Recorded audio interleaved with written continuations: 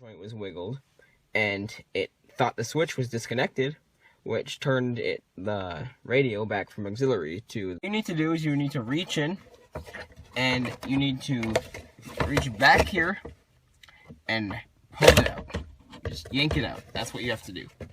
And so as soon as you yank it out, you can take out the actual auxiliary box, which looks like this, but right now I have it partially disassembled because I'm fixing it.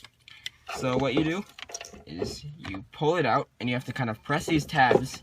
You have to reach in below, and you have to press the tabs that are in here, and you can slide the whole thing out. Then you disconnect the plug, and you have the broken auxiliary port.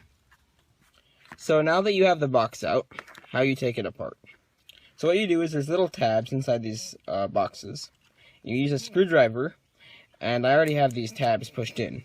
As soon as you have the screwdriver and you push the tabs in, you can pull out the box that says aux on it.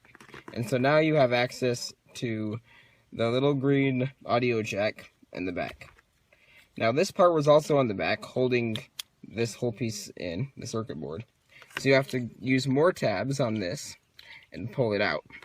And then you'll be able to slide out the whole circuit board assembly. See, I can wiggle this, and the radio stays the same, stays on auxiliary, and it doesn't change.